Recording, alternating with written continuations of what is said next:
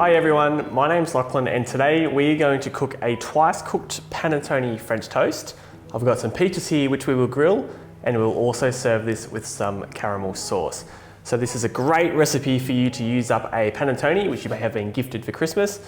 Makes a fantastic brunch, even an afternoon tea, or maybe dessert. It's really up to you. So a couple of things we need to do first. I have the oven preheating behind me on combination mode with fan plus and moisture.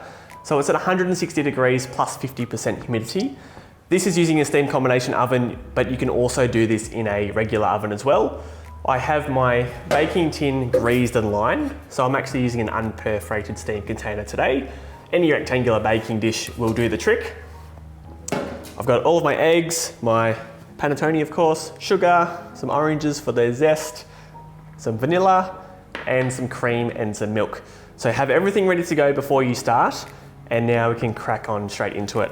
So the first thing that we need to do is grab our Panettone and just peel off this outer casing. And we are really just going to cut up this Panettone and line it into our baking dish. So whilst I'm using Panettone today, you can use this recipe with a brioche or a fruit toast or really anything that you like. So there's a few different ways we can approach this. Ultimately, it doesn't matter. As long as the Panettone gets into the baking dish, it's all okay. But I like to cut it into thirds vertically. Then cut that in half. I find it easier to do it in one big hole. And then place that cut side down and just cut this into slices. So do this pretty quickly. As I said, it doesn't really matter the shapes that you get because this will all end up as one big unit. Okay, that's all sliced. We now grab our baking dish and just try and line this, or pop it in as evenly as you can. As I said, it doesn't matter too much how you go about it. Just pop it in to the best of your ability, but try and get it as even as you can. And if you need to push it down and compact it a little bit, feel free to do so. But now you can see that's even. That's all you need to do. So very, very simple. So I'll put this to the side. And now we need to mix basically our cream mixture. So this is quite a large recipe. I've got 10 eggs, 500 mils of cream and 500 mils of milk. And to that, I've got half a cup of sugar, 2 oranges. I'm just going to use a microplane or a zester to remove the zest from those, and some vanilla paste. You can really flavour this with whatever you like. There's no right or wrong. Whatever flavours you appreciate and enjoy the taste of, they are perfectly fine. So I'm going to crack all these eggs into this bowl. Okay, so all the eggs are cracked in. I'm now going to add my sugar. You can use any sugar, brown sugar, coconut sugar. This is just caster sugar, but it's pretty flexible, which is great. I'm going to add my vanilla paste and also the zest of my oranges. So I'm just scraping the zest in here. This is something you don't need to put in, but the flavour just works really well with the Panettone, and I'm sure you've got some citrus lying around in your crisper. So make sure not to get too much of the white part, but you can get as much of this as you possibly can. So take your time and get as much flavour out of it as possible. Okay, so these are all zested now. Just grab yourself a whisk and we'll just give this a mix and make sure it's all together before we add the cream and the milk. And because there's lots of eggs, it can get quite sloshy, so just be careful that you don't spill half of this on the bench. Okay, so that's roughly mixed, which is great. I'm now going to pop in all of the milk and all of the cream. Now you could go a larger ratio of cream or more milk. As long as you make up a litre, it doesn't really matter what you do. I like the 50-50 component of 500 cream, 500 milk, but it's up to you. You can make it your own. So give this a good whisk, make sure it's all as even as possible, as your egg is the setting agent basically. So you don't want to have lumpy bits of egg here and there. We're basically making a big custard mix here. So really what we are making is a bread and butter pudding, and we're going to turn that into French toast. So going to be very, very tasty indeed. Alrighty, that's looking all nicely mixed. Okay, so this is all nicely mixed together, which is great. I'm now just going to bring back over my panettone and literally just pick up this bowl and pour it directly over. And this will work its way into all those nooks and crannies. Scrape off all of the excess, you'll need every bit. And now using the back of a spatula or a spoon, just push down the panettone and make sure all of this soaks up that mixture. It's like a big sponge. And it's really important to take your time here and make sure that all that bread soaks it up.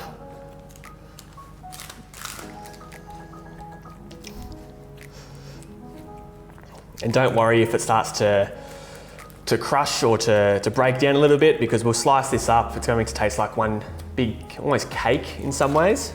So yeah, don't worry if it starts to look a bit soggy. Okay, so that's ready to go. I can't tip it up too much, obviously it's going to fall out. Now this goes into the oven and we need to bake it for 1 hour. So this will cook like a bread or butter pudding will. Once it's baked, we then need to set this in the fridge for at least 3 to 4 hours, or ideally overnight, so it becomes nice and tight, and that way we can cut it into really nice slices.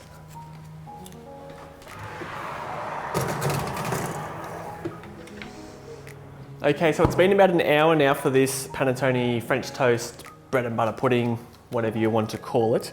And you can see this is really nicely risen. Beautiful even color on top, so this is great. This now has to cool down in the fridge for at least 3 or 4 hours. Basically, this has to be completely cool, so when we cut it, you get really nice clean slices. And when this does cool down, expect it to deflate, and it will sort of become a bit more dense and tighten up a little bit. That's all normal. I'll show you the difference from now to the fridge, so you'll see that shortly.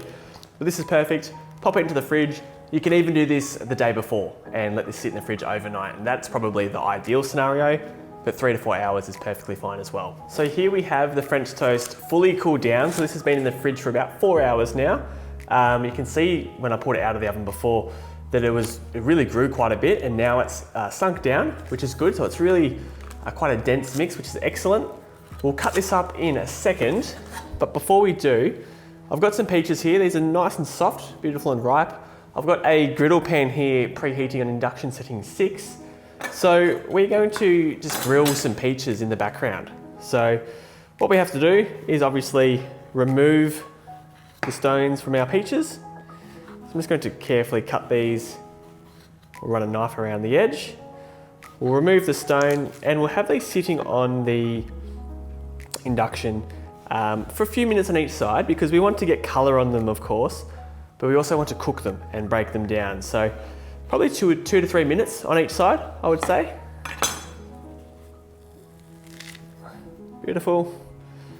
So I'll separate all of these and then we can get them cooking. So all of these peaches have had their stones removed. This is warm, but it's not scorching hot, which is good. I'm going to place these down now.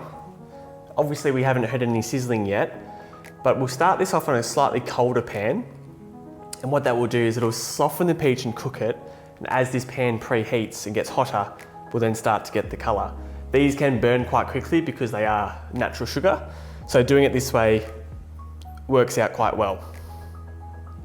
So whilst that's to the side, we can now grab our French toast and just one nice, quick, confident action. Flip it over on itself. Remove pieces of baking paper. And we've got a nice slab of basically bread and butter pudding. So using a knife, you might prefer to use a bread knife or something for this. I don't think it matters too much. You don't need to trim up the sides. I naturally like to, but this can be deemed wasteful, so you don't have to do that. But basically just cut this into slices 2 to 3 centimeters thick. Work your way along the French toast. And as you're slicing, lay them down, as this can be quite delicate. And I'll hold up a piece so you can see. So it's really nicely sitting together, which is great.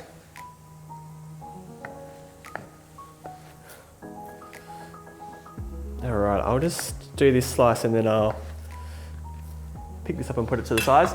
This freezes fantastically well. So this is obviously making quite a bit, but if you want, you can freeze this. You can slice it and freeze it as well and pop it out whenever you want. So now that we've got that, it's really up to you to decide how large you want your slices to be. So for this, I'm going to cut them just in half. You could go in thirds, as I said, up to you.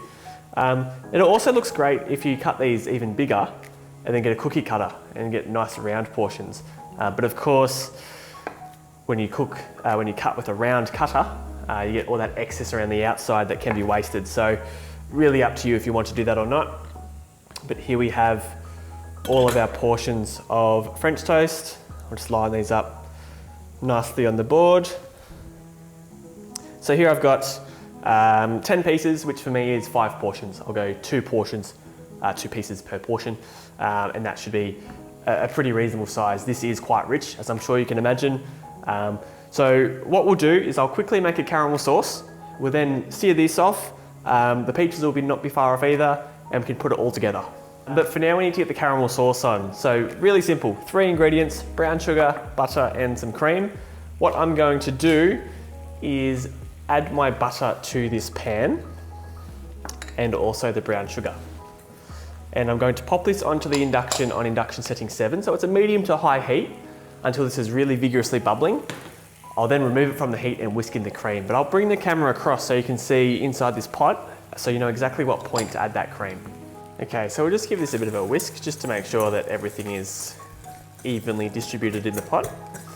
This butter will melt pretty quickly and then it'll start to bubble. So this should only take a minute or 2, depending on the size of your pot and how much you have in there. So just whisk occasionally, just so you don't get any burning.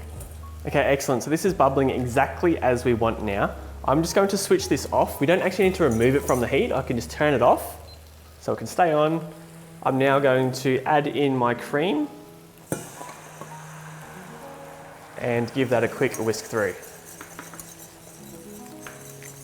And keep whisking so it evenly mixes through. You'll get a really nice smooth caramel sauce like so. And that is all you have to do. Here we have the peaches. These peaches have been on the cooktop now for around 2 or 3 minutes and we can hear that sizzling. Hopefully it's picking up through the mic. And when we have a look here, we're starting to achieve some really, really nice colour. So in about a minute or so, I'll flip these over completely. We'll give them around 2 or 3 minutes on the opposite side, and then we can keep these in a warm spot as well until we're ready to serve.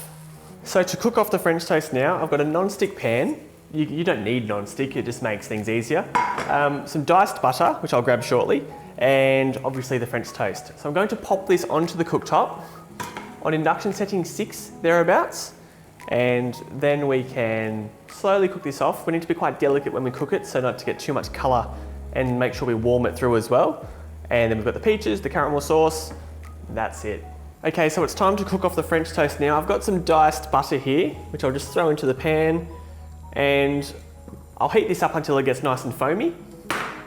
And then what we'll do is we'll then add the French toast. We just want to cook it for a couple of minutes on each side until it becomes nice and golden. And then it's pretty much ready to serve off. I've got the peaches to the side here, just out of shot. Caramel sauce is done. This is literally the last piece of the puzzle. Couple of plates, have those organised to serve on. Have a couple of spoons ready to serve as well. And a little palette knife or something to help you flip the French toast. So this butter is exactly what we need. So I'll now place these in carefully and be careful not to overcrowd the pan because this does get quite delicate as it fries off. So we can probably do here 5 pieces. So it's been about 2 minutes now or so. I'll just get a palette knife underneath. Yep, beautiful. We've got some really nice colour there. So that's exactly what we want, that really nice golden brown that you're seeing there.